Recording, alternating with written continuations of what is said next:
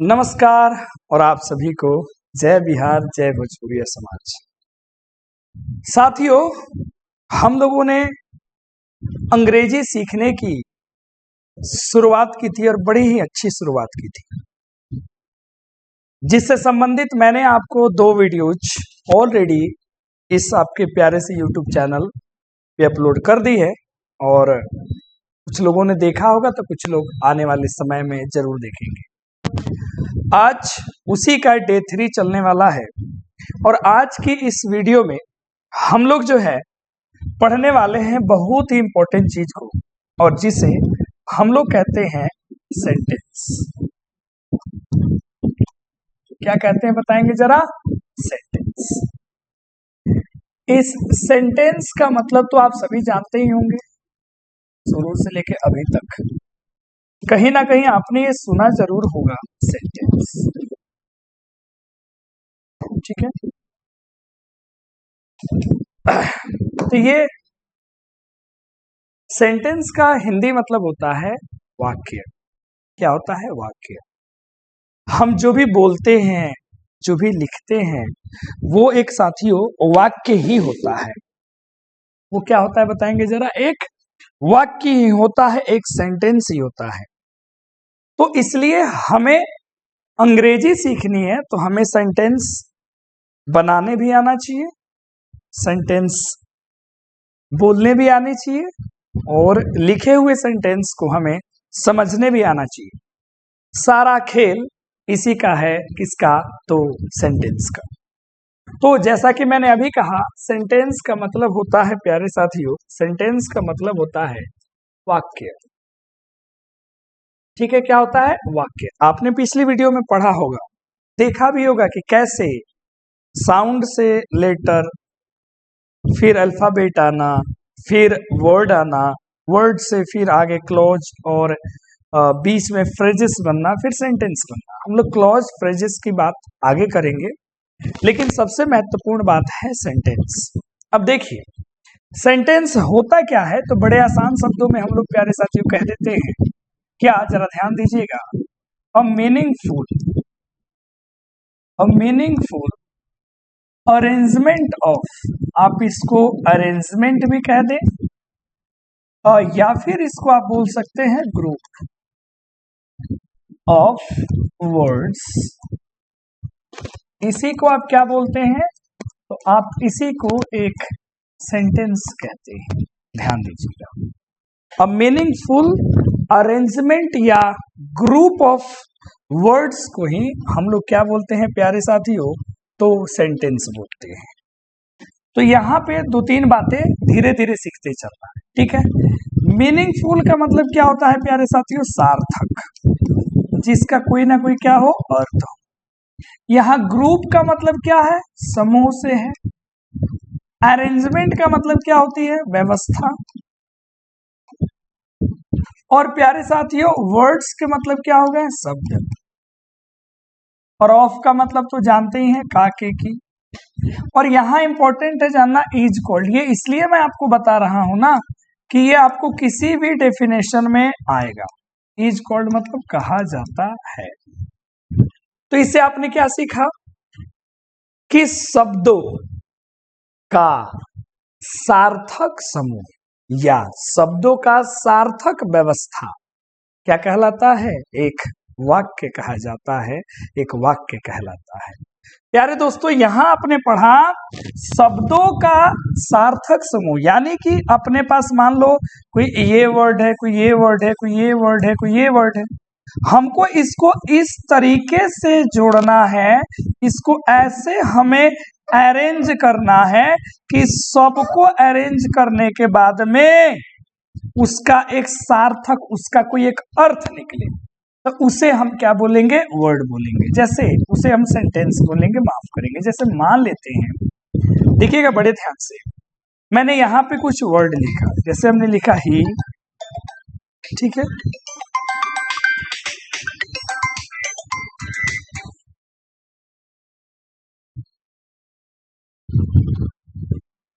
जैसे प्यारे बच्चों, हमने यहाँ पे एक ही लिखा, देखना ध्यान से, हमने यहाँ पे एक इज लिखा, हमने यहाँ पे लिखा लर्निंग और हमने यहाँ पे लिख दिया इंग्लिश। तो हमारे सामने ये वर्ड, ये वर्ड, ये वर्ड, ये सारे वर्ड्स हो गए। अब इन वर्ड्स को हमें ऐसे अरेंज करना है कि एक सेंटेंस बन जाए। तो हम लोग क्या कर देते हैं कि गुरुजी ही इज लर्निंग इंग्लिश, और इसका मीनिंग क्या निकल के आ जाता है कि वह अंग्रेजी सीख रहा है, सीख रहा है। तो इसे हम बोल देते हैं कि सर जी ये क्या हो गया, एक सेंटेंस हो गया। तो आप बताओ, आपको भी तो ढेर सारे वर्ड्स पता होंगे, बहुत सारे वर्ड्स पता होंगे। अब वर्ड्स को अरेंज करके, फ्रेम करके एक सेंटेंस बनाना ही तो बड़ी बात है अंग्रेजी सीखने में बाबू। हमार सोना, हमार राजा, करेजा, हमार लोग भाई लोग, बहन लोग, वर्ड्स तो सर बहुत कुछ जानते हैं, उन्हें सेंटेंस में कैसे डाले यह तो मुश्किल है सर जी। अगर ई आ गया तो फिर अंग्रेजी पे आपका क्या हो जाएगा, कमांड हो जाएगा। अब ध्यान से, खूब अच्छे से, अब यहां से मैं जिस कहानी को शुरू कर रहा हूं ध्यान से समझना प्यारे साथियों। इसमें मैंने एक प्यारा सा चीज लिखा है, देखिए जरा। हमने लिखा है अरेंजमेंट ऑफ क्या होना चाहिए, वर्ड्स होना चाहिए। और अरेंजमेंट भी कैसा, उचित अरेंजमेंट, अरेंजमेंट ऐसा हो जिसका कुछ मीनिंग निकले। इसी अरेंजमेंट ऑफ वर्ड्स को हम लोग शब्दों में कहते हैं स्ट्रक्चर। और इसी स्ट्रक्चर को आपने बचपन में पढ़ा होगा, संरचना या बनावट। ठीक है, तो आज के बाद कभी भी पूछा जाए स्ट्रक्चर माने, तो आपको प्यारे साथियों जवाब देना है अरेंजमेंट ऑफ वर्ड्स। क्या जवाब देने हैं, बोल के बताएंगे जरा। Arrangement of words. अब ये नहीं आप कह देना कि स्ट्रक्चर का मतलब होता है सीधे सीधे संरचना या बनावट। अब एक बात बताइए सोच के और समझ के कि भाइयों, हर एक सेंटेंस का जो स्ट्रक्चर होगा वो अलग अलग होगा कि नहीं। अब जैसे मैं आपसे जो भी बातें कर रहा हूं, जो मैं बोल के पढ़ा रहा हूं, ये एक अलग किस्म का सेंटेंस है, इसकी बनावट अलग होगी। अगर मैं आपसे प्रश्न पूछूं कि क्या आपको अंग्रेजी बोलनी आती है, तो एक अलग प्रकार का सेंटेंस है, इसकी बनावट अलग होगी। मैंने कहा लाइक कर दीजिए, सब्सक्राइब भी कर ही लीजिएगा, और वीडियो अच्छी लगी जरूर कमेंट कीजिएगा। ये क्या है, एक अलग किस्म का सेंटेंस है, तो इसकी बनावट क्या होगी, अलग किस्म से होगी। फिर हम कहेंगे ओह, फिर से मेरे साथ ये घटना घट गई, ये एक अलग किस्म का सेंटेंस है। बोलेंगे जियो हिला दिया करेजा, ये एक अलग किस्म का सेंटेंस है। तो there are different kinds of sentences in English and their structures are different too. अलग अलग सेंटेंसेस हैं, उनके स्ट्रक्चर्स भी क्या होंगे, अलग अलग। लेकिन हमें बेसिकली कितने याद रखने हैं, जब तक सेंटेंस की वैरायटी नहीं पता लगेगी हम उसके स्ट्रक्चर को नहीं सीख पाएंगे। और जब स्ट्रक्चर को सीख जाएंगे तो बस फर्मा तैयार है, मटेरियल डालते जाना है सांचा में और प्रोडक्ट बनते चला जाएगा। अब समझते हैं बड़े प्यार से एक एक चीजों को। प्यारे साथियों, अलग अलग सेंटेंस को पढ़ने के लिए हमें एक सुंदर सा चीज पढ़ना पड़ता है, काइंड्स ऑफ सेंटेंसेस। ध्यान दीजिएगा, सेंटेंसेस के भेद यानी कि सेंटेंसेस की वैरायटी। अब जब हम बात कर रहे हैं ना सेंटेंसेस के भेद की, तो बहुत सारे सेंटेंसेस हैं इंग्लिश में, अलग अलग आधार पे बांटा गया है। हम यहां जो पढ़ने जा रहे हैं वो पढ़ेंगे on the basis of meaning. अर्थ के आधार पे हम लोग पढ़ने जा रहे हैं। बनावट के आधार पे नहीं, अर्थ के आधार पे, और अर्थ से ही निकालेंगे कि अगर हमें इस वैरायटी का सेंटेंस चाहिए तो हमारे पास कौन सा स्ट्रक्चर होना चाहिए। एक एक करके समझिए, जरा खूब ध्यान से समझिए, बड़ा मजा आ जाएगा। प्यारे दोस्तों, इस समझिएगा सेंटेंस को बड़े अच्छे से। इसको समझने से पहले मैं आपके सामने 2-3 चीजें लिख रहा हूं और आप बताना वो सही है कि उसमें कौन सा गलत है, फिर मजा आ जाएगा। मैंने यहां लिखा, बड़े ध्यान से समझना, आई एम अ स्टूडेंट। ध्यान से प्यारे बच्चों, आई एम अ स्टूडेंट। फिर हमने लिखा आई एम अ स्टूडेंट। फिर हमने लिखा एम ए स्टूडेंट, आई। और यहां हमने लिखा आई एम अ स्टूडेंट। अब अच्छे से देखना, ये सारे के सारे अरेंजमेंट ही है वर्ड्स के, अरेंजमेंट ही है ऑफ वर्ड्स। लेकिन क्या ये सेंटेंस है? तो जब मीनिंग देगा, प्रॉपर अरेंजमेंट होगा तभी वो होगा, लेकिन उसके अलावे भी कुछ चीजें होती हैं, ध्यान से देखना। आई एम अ स्टूडेंट, ये बच्चे कहेंगे सर जी ये गलत बात है, यहाँ पे ये सर जी स्मॉल लेटर है। तो बच्चों ने पढ़ा होगा कि जो इनिशियल लेटर होता है प्यारे दोस्तों, किसी भी सेंटेंस का इनिशियल लेटर हमेशा अपर केस में होता है, मतलब प्यारे साथियों हमेशा कैपिटल लेटर में होता है। और कैपिटल लेटर में क्या होता है, किसी भी चीज का नाम, खास नाम का पहला लेटर और आई जहां भी लिखते हैं हमेशा कैपिटल लिखते हैं। तो ये भी कंडीशन है। दूसरी बात पढ़ते हो, I am a student, last में देखो, ये भी बच्चे कहेंगे नॉर्मली गलत है सर, क्योंकि हर एक सेंटेंस के अंत में सेंटेंस हमेशा एंड होना चाहिए ए प्रॉपर उचित पंक्चुएशन से। उचित एक पंक्चुएशन लगना चाहिए, फुल स्टॉप हो तो, क्वेश्चन मार्क हो तो, या नोट ऑफ एक्सक्लेमेशन हो तो, तभी वो सेंटेंस सही होगा। इसमें तो कोई पंक्चुएशन नहीं है, गलत। इसमें ये क्यों गलत हो गया? क्योंकि इसका अरेंजमेंट ही सही नहीं है। और ये सही क्यों हो गया गुरुजी?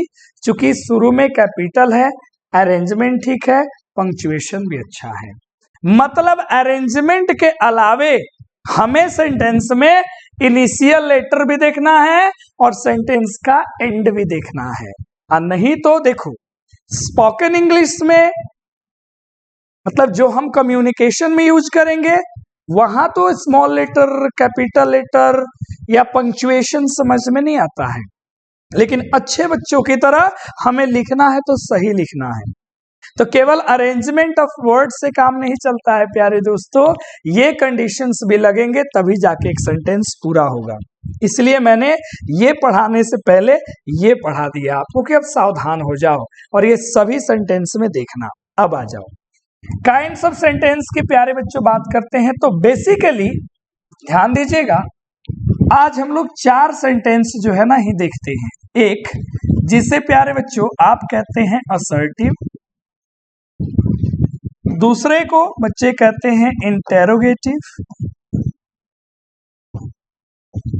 और तीसरे को आपने पढ़ा होगा इंपेरेटिव, चौथे को आपने पढ़ा होगा एक्सक्लेमेटरी, और आज चौथा ही खत्म हो गया, लेकिन कहीं कहीं पांचवा भी देता है, पांचवा चौथे में ही आ गया है ऑप्टेटिव। तो ये कुल मिला के 4 या कहीं पे कितने 5 सेंटेंसेस हैं जो हमको चाहिए। असर्टिव, इंटरोगेटिव, इंपेरेटिव, एक्सक्लेमेटरी और ऑप्टेटिव। बोलना जरा, assertive, interrogative, imperative, exclamatory and optative, ये 5 सेंटेंसेस हमें चाहिए ही चाहिए। प्यारे दोस्तों बड़े ध्यान से चीजों को समझना और अच्छे से समझना। एक एक करके सभी सेंटेंसेस को समझने की कोशिश करते हैं।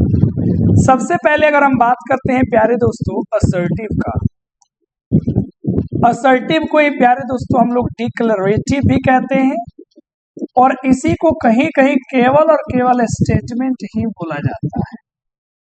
ध्यान से देखिए, अब इसकी कहानी अलग है प्यारे दोस्तों। ये जो असर्टिव वर्ड है ना, ये बना है ऐसे, असर्ट में ईव जोड़ के बनाया गया असर्टिव, जिसका असर्ट का मतलब होता है टू मेक अ स्टेटमेंट। अब स्टेटमेंट का मतलब क्या होता है? कथन। कथन मतलब प्यारे साथियों जो हम बोल रहे हैं या जो आप बोल रहे हैं वो एक तरीके का क्या है? स्टेटमेंट है। समझिएगा बड़े ध्यान से। तो असर्टिव सेंटेंस क्या है? असर्टिव सेंटेंस एक साधारण वाक्य है जिसका प्रयोग हम स्टेटमेंट बनाने के लिए करते हैं। दूसरे शब्दों में किसी के बारे में कुछ कहना हो या बताना हो तो हम असर्टिव सेंटेंस का प्रयोग करते हैं। तो हमने एक लाइन में लिख दिया प्यारे बच्चों कि it is used to make a statement. इसका प्रयोग हम स्टेटमेंट बनाने के लिए करते हैं, कथन बनाने के लिए करते हैं प्यारे दोस्तों। और ये स्टेटमेंट दो तरीके का निकल के आ जाता है हमारे सामने। एक को अफर्मेटिव बोलते हैं और एक को नेगेटिव कहा जाता है। इसको हम लोग आप पॉजिटिव भी कह सकते हैं, पॉजिटिव भी आप कह सकते हैं। तो प्यारे साथियों इसका मतलब क्या हुआ कि कुछ भी आप किसी के बारे में कह रहे हैं, बता रहे हैं, जैसे मैं अभी इंग्लिश के बारे में बता रहा हूँ, आप कमेंट करेंगे सर आप बड़े मस्त पढ़ाते हैं, तो आप मेरे बारे में बता रहे हैं। सर मैं कैटरीना कैफ को जानता हूँ, वो बड़ी सुंदर मोहतरमा है, तो मैं उनके बारे में बता रहा हूँ। तो ये सब क्या है? स्टेटमेंट ही तो है। अब ये स्टेटमेंट दो तरीके का हो सकता है प्यारे दोस्तों। एक हो सकता है कि ये अफर्मेटिव यानी कि पॉजिटिव बातें की जाए, और एक प्यारे दोस्तों क्या होगा जरा बताना सोच के, और एक होगा कि जब हम क्या करें नेगेटिव में स्टेटमेंट दे कि अरे वो अच्छा नहीं है, वो बहुत बुरा है, खराब है, तो वो क्या हो जाएगा? नेगेटिव हो जाएगा। अब जो मुद्दे की बात है प्यारे दोस्तों अच्छे से समझिएगा। असर्टिव सेंटेंस को हमें अगर आइडेंटिफाई करना हो, पहचानना हो, बात समझिएगा बड़े ध्यान से, अगर हमें पहचानना है तो हमें क्या देखना पड़ता है प्यारे दोस्तों कि शुरू में सब्जेक्ट लिखल हो और लास्ट में फुल स्टॉप लिखल हो। बस अगर इतना मटेरियल हमें सेंटेंस में मिल गया तो हम वो समझ जाएंगे कि गुरुजी वो आपने क्या लिख दिया है, वो असर्टिव जैसा ही आपने कुछ लिखा है। तो पहचान में तो आ जाएगा। अब ये सब्जेक्ट क्या है, ये तमाम चीजें हम आगे पढ़ेंगे। ये आइडेंटिफाई आपने कर लिया, इस तरीके से आइडेंटिफिकेशन आपने सीख लिया। अब प्यारे बच्चों यदि हमें फॉर्मेशन करना हो, अगर हमें बनाना हो, तो बनाने को हमने क्या कहा? स्ट्रक्चर। तो अब हमें अगर स्ट्रक्चर इसका देखना है तो हमें शुरू में क्या रखना है? सब्जेक्ट, फिर हमें क्या रखना है? वर्ब, और आगे हमें रखना है OW, के बाद हमें रख देना है फुल स्टॉप। प्यारे साथियों ये OW का मतलब होता है अदर वर्ड्स, अन्य शब्द, जिसके अंदर में ऑब्जेक्ट भी हो सकता है या कॉम्प्लीमेंट भी हो सकता है। अब ये ऑब्जेक्ट, कॉम्प्लीमेंट, फलान चिलान ढिमकान क्या है ये आगे समझना। अभी बस इतना समझो कि सब्जेक्ट रखना है गुरुजी, वर्ब रखना है और उसके बाद ही कुछ रखना है, लास्ट में फुल स्टॉप। अच्छा, अगर ये हमें नेगेटिव बनाना है तो जब हमें इसको नेगेटिव में बनाना होगा तो इसी में क्या करेंगे? वर्ब के बाद नेगेटिव वर्ड को जोड़ दिया जाता है, यानी कि इसमें हम किसका यूज कर देंगे? नेगेटिव वर्ड का यूज कर देंगे। तो वो क्या हो जाएगा? असर्टिव सेंटेंस हो जाएगा। क्या हो जाएगा बोलेंगे जरा? असर्टिव सेंटेंस हो जाएगा। अब जैसे प्यारे दोस्तों अब मैं बोलूं, जैसे सेंटेंस की बात करते हैं, जैसे this pen belongs to me, फिर मैंने कहा यू लुक ऑसम, बड़े झकास दिखते हो, फिर मैंने कहा they do not support me. फिर मैंने कहा Ravi does not have any idea. प्यारे दोस्तों, फिर मैंने कहा ही इज नॉट, ठीक है, he is not good in mind, वो दिमाग में ठीक नहीं है। किसी ने कहा आई हैव नो मनी, हमारे पास पैसा नहीं है। तो ये सारा स्टेटमेंट ही तो है जो असर्टिव सेंटेंस है। कैसे?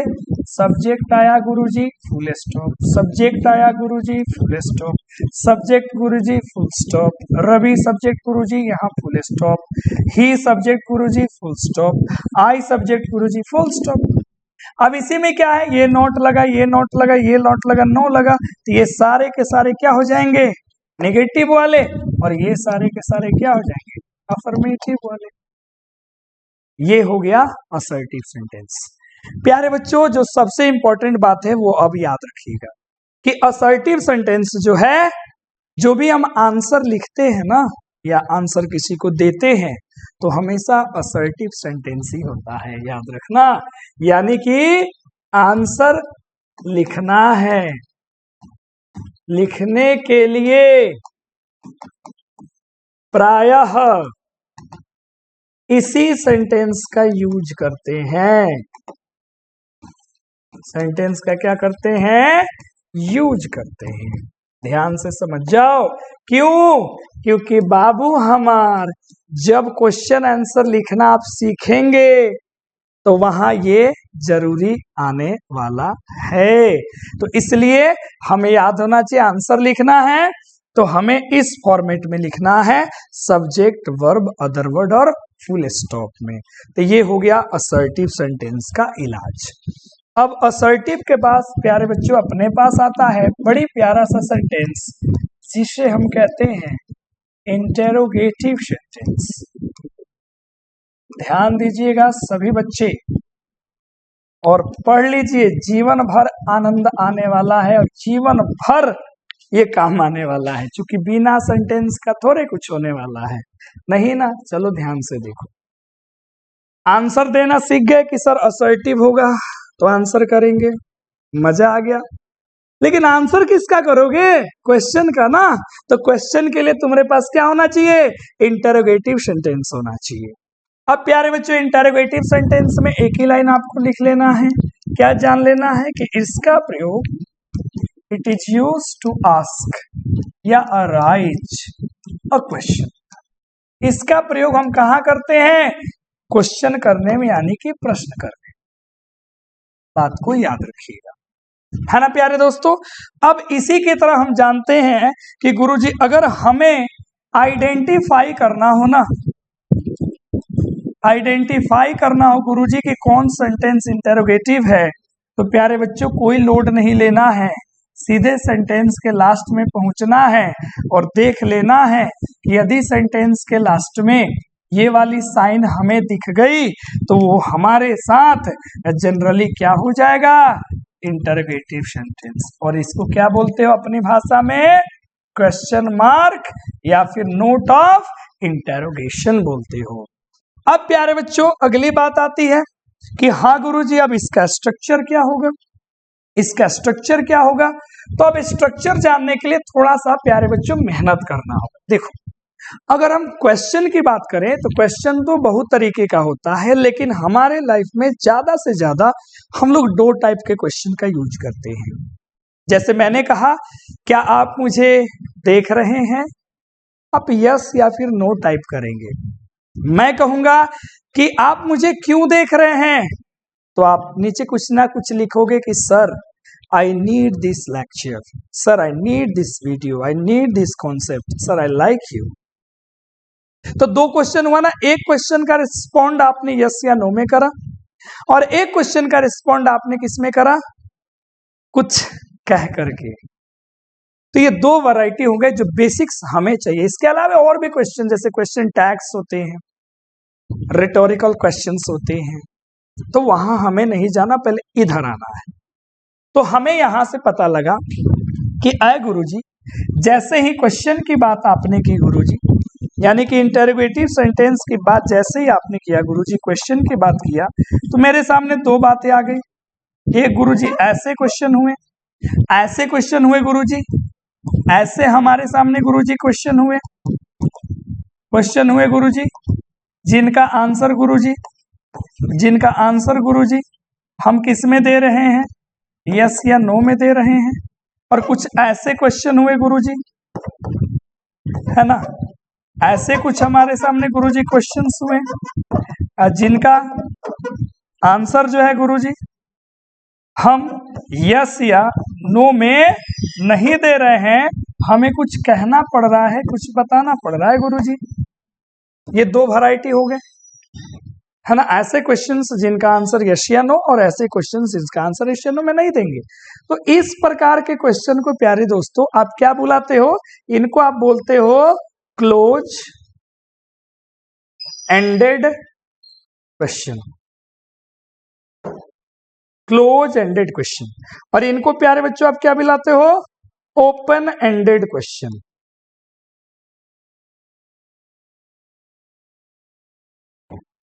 ठीक है ना, इसी को कोई बुलाता है यस नो, और इसी को बुलाते हैं कोई WH। अब देखो, अब इन दोनों का जो स्ट्रक्चर होगा ना वो अलग होगा। कैसे, क्लोज एंडेड की शुरुआत अपनी वर्ब से होगी, फिर सब्जेक्ट से होगी, और लास्ट में क्वेश्चन मार्क, यहां बीच में कुछ आए। यहां हमें जब भी शुरू होगा तो हमारे सामने एक क्वेश्चन वर्ड होगा, उसके बाद आएगा वर्ब, फिर आएगा सब्जेक्ट, और फिर आएगा। तो ये दोनों का आप समझ गए स्ट्रक्चर। एक की शुरुआत हमेशा किससे होगी, वर्ब से होगी, और एक की शुरुआत हमेशा किससे होगी, क्वेश्चन वर्ड से होगी। अब जरा गौर से ध्यान से देखना। और हाँ प्यारे बच्चों, नेगेटिव और पॉजिटिव यहां भी हो सकता है, यहां भी कोई क्वेश्चन नेगेटिव हो सकता है तो कोई क्वेश्चन पॉजिटिव हो सकता है, इसीलिए वो यहां पर भी लग सकता है। अब जरा ध्यान से देखना, अगर हम प्यारे बच्चों बात करें एग्जाम्पल्स की। अच्छा, अगर किसी को इजी का फुल फॉर्म पता हो ना तो कमेंट जरूर करना, ठीक है, नहीं पता होगा तो मैं बता दूंगा, ठीक है। चलो, जैसे मैंने आपसे क्वेश्चन पूछा, आर यू वॉचिंग मी, फिर हमने यहां से पूछा why are you watching me, आप हमको क्यों देख रहे हैं। दो टाइप का क्वेश्चन हो गए कि नहीं। इसका रिस्पॉन्ड आपने क्या किया, देख रहे हैं तो यस, नहीं देख रहे तो नो। तो ये हमारा हो गया क्लोज एंडेड। इसका जवाब आप क्या बोलोगे, why are you watching me. अब कुछ बताएंगे सर कि I need it, so I am watching. तो ये क्या हो गया, ओपन एंडेड। ओपन एंडेड इसलिए हो गया प्यारे बच्चों क्योंकि इसका जवाब हर कोई अपने अपने तरीका से देगा। कोई टाइम पास के लिए देख रहा होगा, कोई मुझे पसंद कर रहा होगा, किसी को ये कंटेंट अच्छी लग रही होगी तो वो देखेगा। तो इसलिए इसका रिस्पॉन्ड अलग अलग हो सकता है, लेकिन इसका दोनों में से कोई एक ही होगा। अब यहाँ प्यारे बच्चों देखिएगा गौर से, ये जो है ये एक वर्ब हुआ कि नहीं हुआ, और ये एक क्वेश्चन वर्ड हुआ कि नहीं हुआ। समझ बात आ रहा है। तो याद रखिएगा, एक मैं बड़ी अच्छी पॉइंट लिख रहा हूं, एग्जाम में प्यारे दोस्तों आपसे इंटरोगेटिव सेंटेंस पूछेगा, और आप जब इसका आंसर लिखोगे तो याद रखिए वो असर्टिव होना चाहिए। यानी कि हमें प्यारे दोस्तों ये आना चाहिए कि इंटरोगेटिव का असर्टिव कैसे चेंज होगा, जो हम आगे समझेंगे।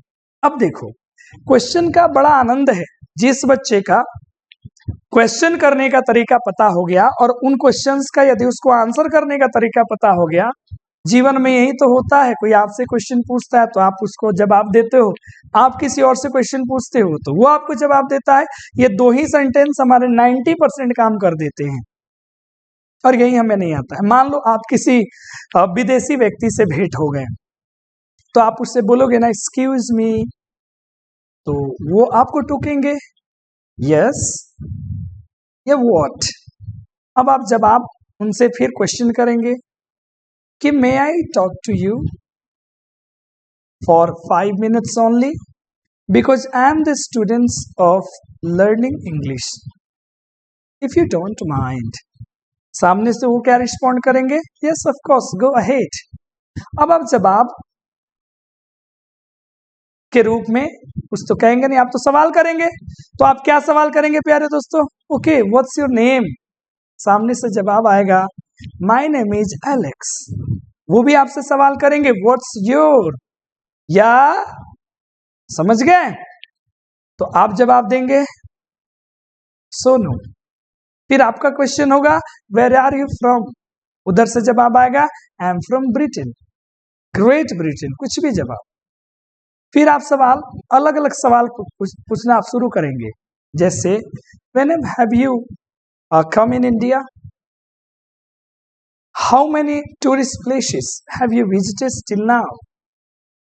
Okay, say something about our country. Say something about your country. What's your hobby? What are you? What do you do for living? So ढेर सारे क्वेश्चंस आएंगे, आपको ये करने आना चाहिए, इनका रिस्पॉन्ड देने आना चाहिए। जैसे आपके पास 100-2 क्वेश्चंस के कलेक्शन हो गए, आप अच्छे से बात कर पाएंगे। जैसे कलेक्शन खत्म हुआ तो आप बोलेंगे okay, nice to meet you, have a nice day. अब वो आपको अगर बोले कि वेट, तो आप बोलना no I am getting late, bye bye, और आप निकल जाएंगे। सो इंटरोगेटिव सेंटेंस पे कमांड करना हर बच्चे की रिस्पॉन्सिबिलिटी है प्यारे बच्चों। और इसमें जो है, जैसे हम इसकी बात करते हैं, बड़ा इंपॉर्टेंट हो जाता है। तो इस पे मैं एक अलग से वीडियो बनाऊंगा, बिल्कुल अलग से वीडियो बनाऊंगा, जिसपे केवल और केवल चर्चा होगी क्वेश्चन वर्ड की, कि कौन कौन से क्वेश्चन वर्ड्स होते हैं और उनके एग्जाम्पल्स का। चूंकि ये बड़ा सा है, एक तो 9 बेसिक होते हैं, उन 9 से बहुत सारे वर्ड क्वेश्चन वर्ड बने हुए हैं, उस पे हम लोग आगे चर्चा करेंगे। तो आपने 2 पढ़ लिया, असर्टिव और क्या पढ़ लिया बोलो जरा? इंटरोगेटिव। आगे बात करते हैं प्यारे बच्चों तीसरे की, और तीसरा को आपने अभी थोड़ी देर पहले नाम जाना था, इंपेरेटिव। प्यारे साथियों, आपने क्वेश्चन कर लिया, आंसर कर लिया, अब ये कौन सा सेंटेंस आ गया अपने सामने? तो होता है ना जी, आप जीवन में किसी को ऑर्डर देते हो, किसी से रिक्वेस्ट करते हो, किसी को एडवाइस देते हो मुफ्त का, किसी को कुछ करने से मना करते हो, किसी को परमिशन देते हो या परमिशन खुद लेते हो। तो ये ना तो क्वेश्चन है ना तो आंसर है, तो इसको कहते हैं इंपेरेटिव सेंटेंस। तो ये इंपेरेटिव सेंटेंस क्या है? तो आपको याद रखना है क्या दोस्तों, कि इसका यूज किया जाता है, it is use to express yes so, क्या? ऑर्डर, रिक्वेस्ट, है ना, एडवाइस, तमाम चीजें यूज किया जाता है किसका? इंपेरेटिव सेंटेंस का। और अब इंपेरेटिव सेंटेंस की यदि हम आइडेंटिफिकेशन की बात करें, कैसे आइडेंटिफाई करेंगे प्यारे दोस्तों? तो याद रखना, ये वर्ब 1 से शुरू होता है और फुल स्टॉप पे खत्म हो जाता है। असर्टिव में क्या था? सब्जेक्ट से शुरू होकर फुल स्टॉप पे खत्म होता था, ये वर्ब 1 से शुरू होकर के फुल स्टॉप पे खत्म हो जाएगा। हाँ, इसमें थोड़ी थोड़ी ये सारी चीजें आती रहती हैं, जैसे काइंडली लग जाना, जैसे प्यारे बच्चों प्लीज लग जाना, जैसे कभी कभी मना करो डोंट कोई लगा दिया, कोई नेवर लगा दिया, ये तमाम चीजें होंगी, लेकिन वर्ब 1 होना तय है। इंपेरेटिव सेंटेंस में सब्जेक्ट नहीं होता, इंपेरेटिव सेंटेंस में हमेशा वर्ब 1 का इस्तेमाल होता है। ये क्यों? ये सवाल तो बनता है ना, बोलो हाँ या ना। फिलहाल आगे समझिए जरा ध्यान से प्यारे बच्चों। अगर स्ट्रक्चर की बात करें तो स्ट्रक्चर तो यही हो जाएगा कि वर्ब 1 से गुरुजी खत्म करो, इसके बाद में कोई और वर्ड लिखो और लास्ट में फुल स्टॉप दे दो, तो स्ट्रक्चर आइडेंटिफिकेशन सेम है। अब मजा आएगा प्यारे बच्चों यदि हम लोग कुछ एग्जांपल्स की बात कर लें। जैसे मैंने आपसे कहा टू सब्सक्राइब नाउ, अभी के अभी सब्सक्राइब जरूर कर दीजिए। फिर हमने लिखा कम हियर, हमने लिखा यहाँ पे don't play in the shop. हमने लिखा kindly keep in touch with me, keep in touch with me, मेरे संपर्क में रहो। ऐसे ही आता है give me your laptop please. ठीक है, फिर आ गया जैसे help the needy, take medicine on time, don't plug flowers, switch on the TV, switch off the TV, switch off your phone, फिलहाल अभी नहीं।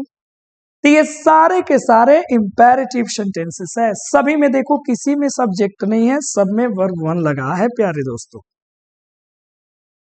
अब इसी में जैसे ये हमने कहा डू सब्सक्राइब नाउ, हम ये आपको ऑर्डर तो नहीं दे सकते हैं, हम आपको एडवाइस दे रहे हैं। कम हेयर, ये ऑर्डर भी हो सकता है, एडवाइस भी हो सकता है। डोंट प्ले इन द सन, ये एडवाइस है कि धूप में मत खेलो, यहाँ सन का मतलब हो गया धूप। काइंडली कीप इन टच, जहां काइंडली ये सब आ जाए ये रिक्वेस्ट हो गया, ये भी आपका रिक्वेस्ट हो गया। हेल्प द पुअर, ये आपका सजेशन यानी कि एडवाइस हो गया। तो इन सभी को कहा जाता है इंपेरेटिव सेंटेंस। प्यारे बच्चों, इसमें जो सब्जेक्ट है ना, वो सब्जेक्ट अंडरस्टूड होता है। अंडरस्टूड का मतलब है सबको पता है कि आप ऑर्डर किसे दे रहे हो, तो ऑर्डर किसको देखते हो, सामने वाले को। तो यहाँ पे सब्जेक्ट है, वो कौन है, यू है, लेकिन यू यहाँ पे क्या है, अंडरस्टूड है, सबको समझ है। दूसरी बात, हम कभी भी इंपेरेटिव सेंटेंस बनाते हैं ना, तो कभी भी प्रेजेंट टेंस में रखते हैं। कहाँ रखते हैं प्यारे बच्चों, प्रेजेंट में रखते हैं। और प्रेजेंट को रिप्रेजेंट करने के लिए दो ही वर्ब होता है, वन या फिर फाइव। अब यू के साथ हमेशा क्या लगता है, वन, इसीलिए इंपेरेटिव सेंटेंस में हमेशा क्या होता है, वर्ब वन होता है। इसमें और भी ढेर सारी गहरी बातें होती हैं प्यारे बच्चों। ठीक है, तो फिलहाल बेसिक सीख रहे हैं, तो बढ़ते हैं आगे, है ना। कोई किसी को दिक्कत परेशानी है ना। बहुत सारे, जैसे एक वर्ड होता है ऑर्डर, एक होता है कमांड, दोनों में क्या डिफरेंसेस है। एक एडवाइस होती है और एक होती है सजेशन, इन दोनों में क्या डिफरेंसेस है। अब बहुत सारी बातें हैं, अब वहां हम जाएंगे नहीं, अभी बेसिक सेंटेंस पे हम कमांड करेंगे। प्यारे साथियों, इसके बाद अपने समक्ष आते हैं सेंटेंसेस, जरा गौर से देखना, अच्छे से देखना और समझना। एक अपने पास आती है एक्सक्लेमेटरी, तूफान, और इसी से संबंधित होता है ऑप्टेटिव। ठीक है ना, बड़े ध्यान से समझना।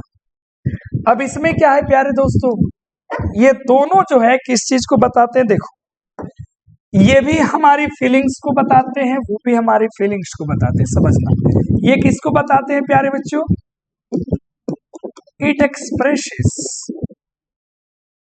ठीक है, आवर स्ट्रॉन्ग फीलिंग, ये हमारे स्ट्रॉन्ग फीलिंग्स या इमोशंस को बताते हैं। कोई दिक्कत परेशानी, ये भी हमारी फीलिंग्स ही है, ये भी हमारी फीलिंग्स ही है, लेकिन यहाँ पे थोड़ा सा हम लोग ऐसे लगा देते हैं, इट एक्सप्रेसेस, जैसे विशिंग, किसी को विश कर रहे हो, ठीक है ना, इट एक्सप्रेसेस विश, है ना। उसके बाद में ब्लेसिंग्स यानी कि ब्लेस, किसी को कोई शराप दे दिया, कर्स, किसी के लिए आपने प्रे कर लिया, प्रार्थना। तो इन सभी को ये दर्शाता है, दोनों फीलिंग्स ही है, दोनों फीलिंग्स ही। अब देखो, स्ट्रॉन्ग फीलिंग की बात क्या होती है प्यारे बच्चों, जो आपको तीव्र रूप में फीलिंग हुआ, ये भी फीलिंग है, ये भी फीलिंग है, बस दोनों में फर्क ये है कि इसका प्रयोग हम लोग करते हैं विश को दर्शाने, ब्लेस, कर्स, इसीलिए आज के वक्त में इनको भी इसी के अंदर में डाल दिया गया है। दोनों को पहचानने का एक ही तरीका है कि इन दोनों में ये वाली साइन रहती है, और जिसे हम कहते हैं नोट ऑफ एक्सक्लामेशन। क्या बोलते हैं बताओ जरा, नोट ऑफ एक्सक्लामेशन। ठीक है प्यारे बच्चों, तो इनको कहा जाता है क्या, note of exclamation, note of exclamation. अब यहीं से ना विवाद छिड़ जाता है कि लिख रहा है ऑपरेटिव और एक्सक्लेमेशन का साइन है, इसीलिए आधुनिक व्याकरण में इन दोनों को एक ही में डाल लिया गया है। अब जैसे समझना, यहाँ पे मैं कुछ लिख रहा हूं, जैसे मैंने यहाँ पे बातें करी, क्या प्यारे दोस्तों, जैसे मैंने कहा व्हाट एन आइडिया, आहा कितना मस्त आइडिया है। फिर हमने कहा such an amazing seen it is, कितना मस्त ये सीन है। फिर मैंने कहा हाउ ब्यूटीफुल सी लुक्स, वो कितना सुंदर दिखती है। फिर मैंने यहां कहा hurray I have got this one, मुझे ये मिल गया। तो ये जो फीलिंग्स है ये किस किस को दर्शाते हैं, हमारे जॉय को, हमारे सौरो को, हमारे कंटेम्प्ट को, समझ रहे हैं। तो ये समस्त फीलिंग्स, हमारे सौरो, सरप्राइज, उनको दर्शाने के लिए हम लोग एक्सक्लेमेटरी सेंटेंस का यूज करते हैं। अब देखो जैसे भोजपुरी में हम लोग जब स्ट्रॉन्ग फीलिंग होती थी क्या बोलते, अरे जियो हिला दिया, गर्दा मचा था बस। इंग्लिश में ऐसा नहीं कह सकते हैं ना, इंग्लिश में हमको अच्छे लगा idea, what an idea, oh my god how beautiful she looks, देखना what an amazing picture it is, wow nice catch, amazing hit by Mahendra Singh Dhoni. So ये एक्सप्रेशंस हमें आएंगे कब, जब आप देखो एक्सप्रेशंस कब आते हैं, जैसे मैं हिंदी बोल रहा हूं ना तो ऐसे हाथ, ऐसे चेहरा का हाव भाव, आप भी हिंदी भोजपुरी बोलते हैं तो ऐसे जाता है, बॉडी लैंग्वेज आपके एक्सप्रेस करती है आपके फीलिंग्स को। It means that you have feeling for the language, आपके पास भावनाएं हैं लैंग्वेज के लिए, आप यू फील द लैंग्वेज, आप भाषा को फील कर रहे हैं, तभी ये सारे एक्सप्रेशंस निकल के आ रहे हैं। तो ये सारी तमाम चीजें हैं। तो एक्सक्लेमेटरी सेंटेंस में हम लोग क्या क्या करते हैं प्यारे बच्चों, तो हम लोग जो है जॉय को दिखाते हैं, जैसे कोई कहता है आहा, कोई कहता है हुर्रे, ऐसे कोई सौरो को दिखाता है, सौरो का मतलब क्या होता है प्यारे बच्चों, दुख को, तो कहता है अल्लाह, ओह, आह, ये बताता है। बात समझ में आया। कोई सरप्राइज को दिखाता है और वो क्या करता है, वो बोलता है सरप्राइज में क्या, जैसे व्हाट का इस्तेमाल कर लेगा, जैसे हाउ का इस्तेमाल कर लेगा, सच का इस्तेमाल कर देगा, ये सब सरप्राइज के लिए प्यारे बच्चों। बातें समझ में आ रही हैं कि नहीं आ रही हैं, बोलो कोई दिक्कत परेशानी। इसी तरीके से हम लोग आगे बढ़ते हैं, जॉय सरप्राइज हो गया, और एक और भी चीजें होती है, जैसे होता है ना बाबू, किसी को आप प्रशंसा करते हो, जैसे प्रेज, प्रशंसा करने के लिए आप क्या कहते हैं, ब्रावो, अरे जबरदस्त, ब्रावो डीजे, अरे नहीं भाई, Bravo you have done the best, तूने बहुत अच्छा किया, शाबाश। तो यहां पे हम लोग प्रयोग करते हैं। सरप्राइज में कोई नहीं कहता oh my God, oh my God. यहां उसी प्रकार घृणा के लिए हम लोग कंटेम्प्ट का यूज करते हैं, जैसे आप किसी को कहते हैं ना पोह पोह, राम रे राम, कोई कहता है छी रे छी, फाई फाई। बात समझ में आया। कोई रिग्रेट करता है, रिग्रेट का मतलब होता है प्यारे बच्चों पछतावा होना, और इसी में कोई कहता है कि व्हाट, या फिर ओ माय गॉड से भी यहाँ रिग्रेट का प्रयोग करते थे। कोई कहता ओ बेकार है, में हमें काम कोई नहीं है। तो ये सभी कुछ हम किसके लिए यूज करते हैं, एक्सक्लेमेटरी सेंटेंस के लिए। सबको याद रखना, मैं इसलिए लिखा रहा हूं क्योंकि जब आप नरेशन पढ़ेंगे, हिंदी से इंग्लिश बनाना जानेंगे, तो एक्सप्रेशन पे भी तो आपकी कमांड अच्छी खासी होनी चाहिए कि नहीं होनी चाहिए।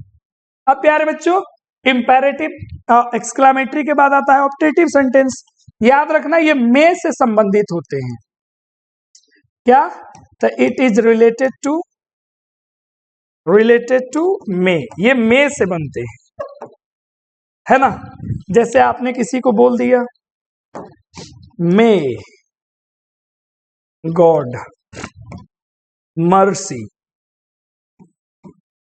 ऑन यू, भगवान तुम पर दया करे, और आप क्या बनाते हो, may you pass this exam, भगवान करे तुम्हें परीक्षावा पास कर जाओ। आप क्या बोलते हो? लॉन्ग लीव अमित, तुम्हारा जीवन लंबा हो अमित। तो ये सारे क्या हो गए हमारे ऑप्टेटिव सेंटेंस। अब कर्स की बात नहीं करते हैं, अच्छी अच्छी बात करेंगे। क्यों? किसी को साथ देना। तो ये तमाम सेंटेंसेस आपने पढ़ लिया, एक बार रिवीजन कर लो।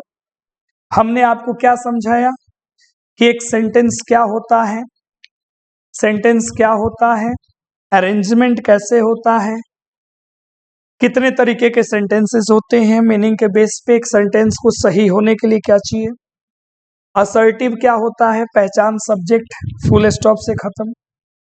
फिर आपने पढ़ा इंटेरोगेटिव क्या होता है, क्वेश्चन मार्क, दो तरीके के होते हैं, यस नो और WH। इंपेरेटिव सेंटेंस आपने पढ़ा जो ऑर्डर रिक्वेस्ट एडवाइस को शो करता है, वर्ब वन से शुरू के फुल स्टॉप पे खत्म होता है। बाकी तमाम बातें यू और वर्ब वन से बातें। एक्सक्लामेटरी और ऑप्टेटिव के बीच आप समझे कि दोनों में क्या डिफरेंशियस होता है, लगभग दोनों एक ही है।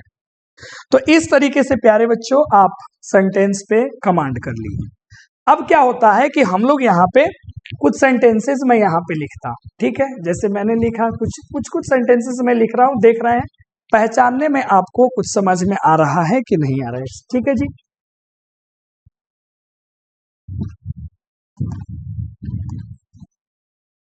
आप सेंटेंस पहचानो।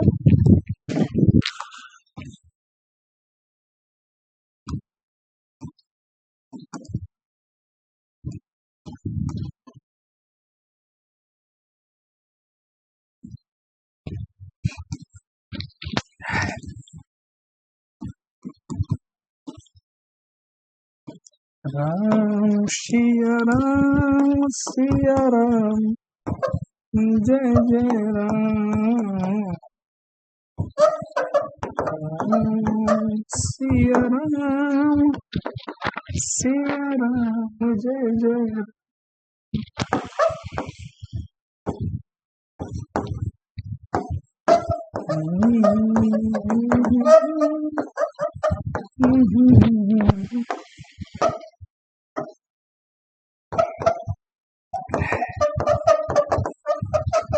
मंगल भवन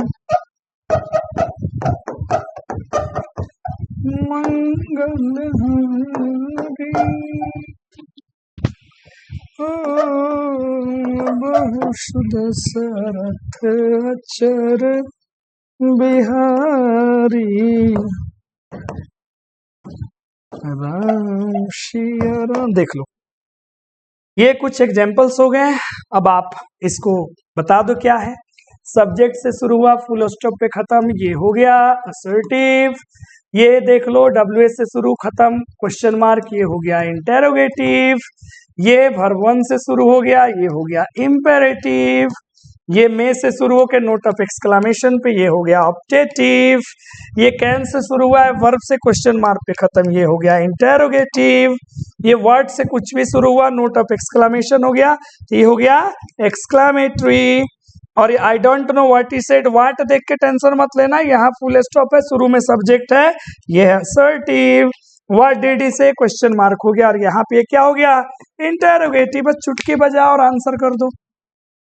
कोई दिक्कत परेशानी दुख दर्द तकलीफ कष्ट पीड़ा समस्या टेंशन किसी को? अब आराम से इस वीडियो को एक बार दो बार तीन बार करके अच्छे से देख लियो और फिर रिवीजन कर लेना। अगली क्लास में हम लोग सेंटेंस के अंदर घुसेंगे और इसके पार्ट्स पे चर्चा करेंगे कि सब्जेक्ट वर्ब मतलब ऑब्जेक्ट कंप्लीमेंट का खेला क्या होता है। उसके बाद मैं आपको ले चलूंगा सीधे बड़ी अच्छी दुनिया में, जहां आप सीखेंगे हिंदी से हम इंग्लिश की तरफ कैसे जाते हैं और इंग्लिश से हम हिंदी की तरफ कैसे आते हैं। तब तक के लिए धन्यवाद, फिर मिलते हैं अगली वीडियो में। जय हिंद।